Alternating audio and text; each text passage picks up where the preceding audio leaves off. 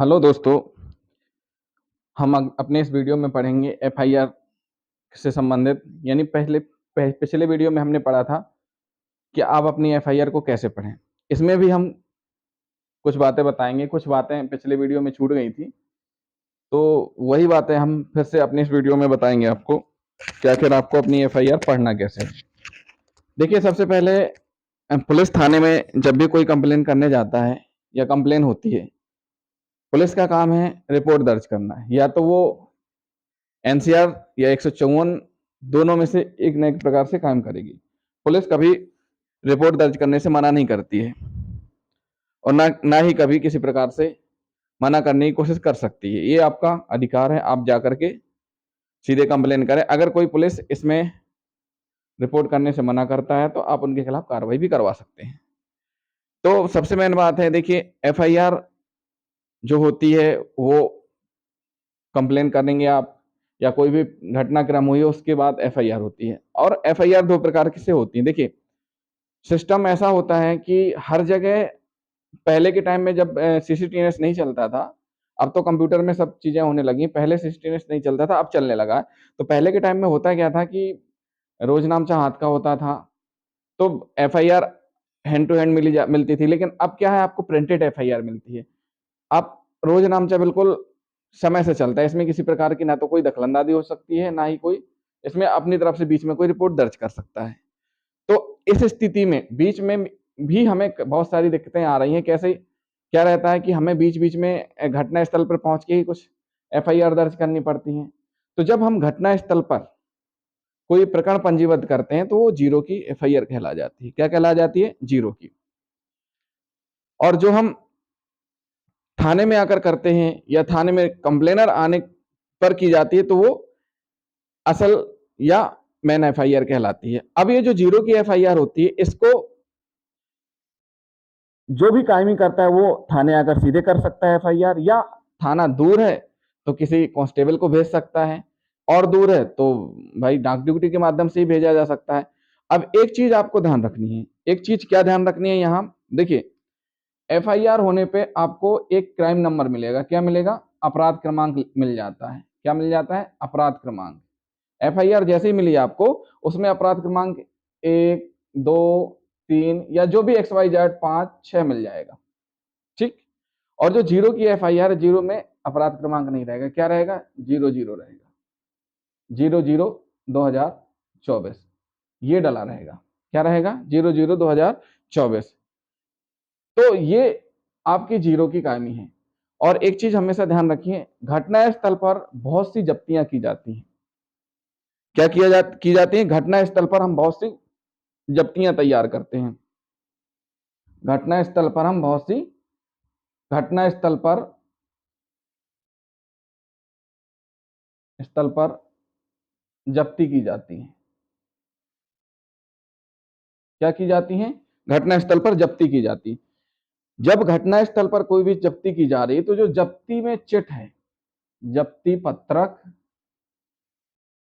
और जब्ती चिट, जो भी जब्ती चिट लगी है उसमें अपराध क्रमांक क्या होगा? ये होगा 00 होगा। अगर इस जब्ती में एक पैकेट है, इसमें एक लेबल लगा हुआ है, ये इसमें जो डिटेल लिखी है जब्ती की, किससे जब्त हुआ, क्या जब्त हुआ, अपराध क्रमांक, धारा, तो अपराध क्रमांक क्या रहेगा? 0 रहेगा और धारा लगी रहेगी। उसके बाद फिर इसको सील बंद किया जाएगा। क्या किया जाएगा? सील बंद किया जाएगा। क्या किया जाएगा? सील बंद किया जाएगा। अब ये सील बंद हो गया तो ये हुई मौके की कार्रवाई। अगर मान के चलो इस पैकेट में, जो कि घटना स्थल पर जब्त हुआ था, ये जो पैकेट है ये घटना स्थल पर जब्त हुआ था, और इसके अंदर, इस पैकेट के अंदर, किस पैकेट के अंदर? इस पैकेट के अंदर क्या है कि असल अपराध है। क्या है? असल अपराध नंबर लिखा हुआ है, अपराध क्रमांक डला है। अपराध क्रमांक 2, 3 या जो भी डला हुआ है। तो इसका मतलब ये है कि ये वाली जब्ती मौके पर नहीं की गई है। इस जब्ती को बाद में थाने में लाकर या किसी ऐसी जगह पर जब्त किया गया है। तो ये आपको विशेष तौर पे देखना है। जब भी आपके प्रकरण में जीरो की कायमी हो या जीरो की एफआईआर लगी हो, तो आपको सबसे पहले क्या देखना है, इतना बस नहीं देख लेना है कि जीरो की एफआईआर लगी बस हो गया, नहीं, और भी चीजें देखनी है कि जीरो की एफआईआर के आधार पर, जीरो की एफआईआर के आधार पर, की एफआईआर पर क्या क्या किया गया है, क्या क्या हुआ है, जीरो की एफआईआर पर क्या क्या हुआ है, क्या क्या होता है। देखिए, जीरो की एफआईआर होने पे जब्ती भी होती है, जब्ती के बाद गिरफ्तारी भी होती है, या नोटिस भी दिया जाता है, ये दोनों चीजें होती हैं। तो ये जो चीजें हैं की जाती हैं, इनमें जो भी जब्ती तैयार की जाती है, गिरफ्तारी तैयार किया जाता है, या मेमोरेंडम तैयार किया जाता है,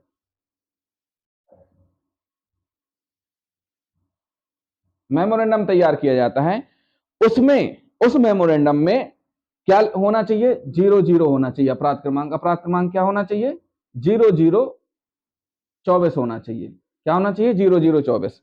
अगर इन सारी चीजों में 0024 नहीं है, असल अपराध है, तो इसका मतलब यह है कि ये जब्ती आपकी संदेहास्पद है, इसमें आप डाउट पैदा कर देंगे।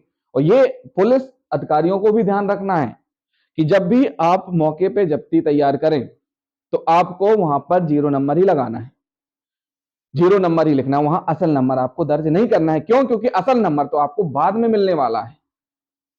और कभी कभी होता क्या है कि कुछ चीजें और क्या गलती करते हैं जीरो में, देखिए इतना तो करते करते हैं, और क्या क्या कर देते हैं जीरो की कायमी में गलती।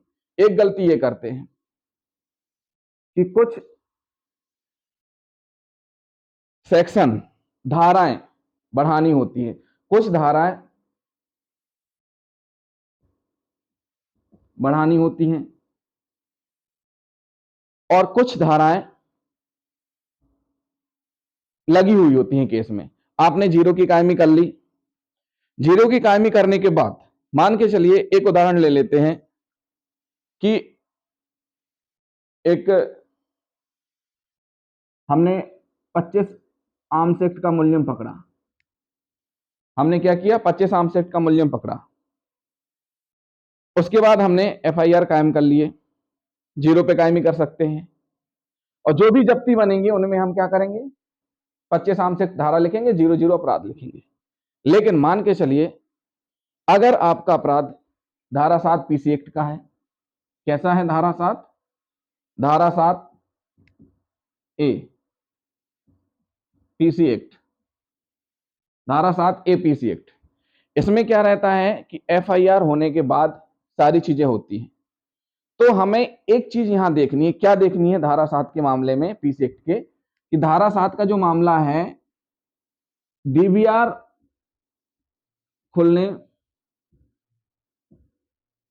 के बाद, डीवीआर खुला, चालू हुआ, सीडी बनी, जो सीडी बनती है, सीडी, उन सीडी में क्योंकि अभी सामने वाले की ट्रेप कंप्लीट नहीं हुई है, क्या नहीं हुई है, ट्रेप कंप्लीट नहीं हुई है, क्या नहीं हुई है, ट्रेप कार्रवाई कंप्लीट नहीं हुई है, तो जो सीडी रहेंगी, सीडी में जो जब्ती बनेगी, जब्ती या जब्ती चिट बनेगी, वो धारा 7 की रहेगी। क्या रहेगी, धारा 7 ए की। अगर इन जब्ती चिटों में, ये जो जब्ती चिट है, ये जो जब्ती चिट बन रही है सीडी की, इन जब्ती चिटों में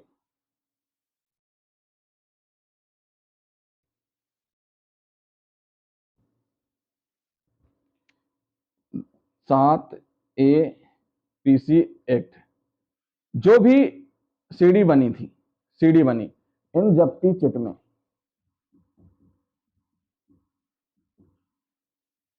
7 ए के साथ 13(1) डी लगी हुई है। तो इसका मतलब ये है कि ये वाली सीडी बाद में तैयार की गई हैं, और बाद में चिट तैयार की गई हैं। तो ये चीजें आपको ध्यान रखनी है। बहुत बार हम देखते हैं प्रकरणों में क्या हो जाता है कि ऐसी मिस्टेकें देखने को मिलती हैं, तो ये आपको देखना पड़ेगी। तो ये हो गई दोस्तों जीरो की कायमी और असल की कायमी। अब देखिए एक चीज और आपको हम बता दें कि हमने दिनांक समय घटना, घटना स्थल और दिनांक समय सूचना, दिनांक समय कायमी के बारे में बता दिया था। घटनास्थल के बारे में बता दिया था कैसे क्या स्थिति होती है। एक चीज जो सबसे मेन चीज ये है, ये वाला पॉइंट जो हम बताने वाले हैं, दिनांक समय सूचना और दिनांक समय कायमी। सूचना और कायमी, सूचना और कायमी में अंतर नहीं होना चाहिए। अगर अंतर है तो अंतर का लीगल कारण उसमें आपकी रिपोर्ट में लिखा होगा, अगर नहीं लिखा है तो आपके पॉइंट वाली बात है।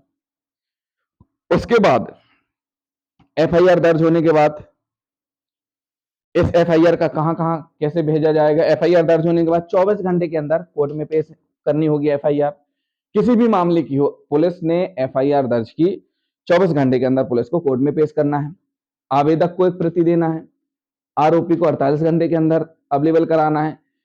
जीरो की एफआईआर असल एफआईआर में कायमी तुरंत होनी चाहिए। कितनी देर लग रही है? अब ऐसा भी नहीं हो सकता कि भाई जीरो की एफआईआर हो गई आज 1 तारीख को और असल एफआईआर हो रही 5 तारीख को, तो 4 दिन क्या करते रहे। तो उसमें भी चीजें आ सकती हैं कि भाई आप चेंज कर सकते हैं। क्यों? क्योंकि जीरो की एफआईआर में क्या नहीं होता है, रोज नामचा नहीं होता। क्या नहीं होता? रोज नामचा रिपोर्ट दर्ज नहीं होती है। जो रोज नामचा रिपोर्ट दर्ज नहीं होती है जीरो की एफआईआर में, ना ही रोज नामचा साना लिखा रहता है। इसकी वजह से उस रिपोर्ट को भी बदला जा सकता है। तो इसलिए फिर ये जीरो की रिपोर्ट संदेह के घेरे में आ जाती है कि उसको मैनिपुलेट किया जा सकता है, बदला जा सकता है। अब जो एफआईआर में विवरण रहता है, एफआईआर तो हो गई, एफआईआर में जो विवरण रहता है, अब उस संबंध में, विवरण के संबंध में सबूत इकट्ठा करना, उससे संबंधित दस्तावेज इकट्ठे करना, वो अभियोजन का काम रहता है। वो सारी चीजें इकट्ठी करके ही चालान में लगा करके अभियोजन स्वीकृति लेकर के पेश करते हैं, या जिन मामलों में अभियोजन स्वीकृति की जरूरत नहीं, डायरेक्ट ही पेश करते हैं। तो वो सबूत इकट्ठे करने की जिम्मेदारी किसकी होती है? अभियोजन की। और बाकी बचने के लिए सबूत इकट्ठा करने की जिम्मेदारी रहती है आरोपी की। तो ये दोनों काम अगर एक ही साथ स्टार्ट कर दें, जिस टाइम पे आपके खिलाफ एफआईआर हुई है, आप उसी टाइम से स्टार्ट हो जाइए कि आपको लड़ना है। हो सकता है आपके खिलाफ गलत कार्रवाई की गई हो, आपके खिलाफ बदले की भावना से कार्रवाई की गई हो, आपके खिलाफ जेल सी बस कार्रवाई की गई हो, आपके किसी अपने वाले ने ही फंसाया हो। तो इन सारी चीजों को कोर्ट में आप रखोगे, कोई नहीं मानेगा। कोर्ट में रखिए, डॉक्यूमेंट आपको सिद्ध करना पड़ेगा, आपको बुराई सिद्ध करनी पड़ेगी, रंजिश सिद्ध करनी पड़ेगी, आपको दिखानी पड़ेंगे डॉक्यूमेंटली प्रूफ। उसके लिए आपको अलर्ट रहना पड़ेगा, आपको शुरू से तैयारी करनी पड़ेगी। आप सोचो कि हाँ एफआईआर हो गई, चालान पेश हो गया, जब चालान आएगा तब देखा जाएगा, नहीं। आपके खिलाफ घटनाक्रम हुआ है, आप उस घटनाक्रम से रिलेटेड सारी चीजें अपने पक्ष में रखते जाइए। जो विवेचक है या जो भी अधिकारी है उनको आप बताते जाइए, वो सारी चीजें अपना पक्ष रखते जाइए। कुछ जरूरत की चीजें हैं जो अधिकारी नहीं सुन रहे हैं तो कोर्ट है, कोर्ट में आप आवेदन लगाइए। तो ये सारी चीजें होती हैं। एक चीज और हम आपको बता दें कि अगर कभी भी आपके पर्सन को, आपके व्यक्ति को कोई पकड़ के ले जाता है, आपकी जानकारी में नहीं है, तो आप 97 के तहत आप कोर्ट में आवेदन लगा सकते हैं। कोर्ट आदेश कर देगी कि वो क्या, कहां पर है, कहां नहीं है। तो ये रही दोस्तों एफआईआर से रिलेटेड जानकारी। ये जो हम जानकारी आपको दे रहे हैं केवल एजुकेशनल पर्पज से बता रहे हैं। हमारे चैनल को सब्सक्राइब और लाइक करें और ऐसे ही वीडियो हमारे शेयर करते जाएं, ताकि हम और अच्छी एनर्जी के साथ आएं और आपको हम जानकारी दे सकें।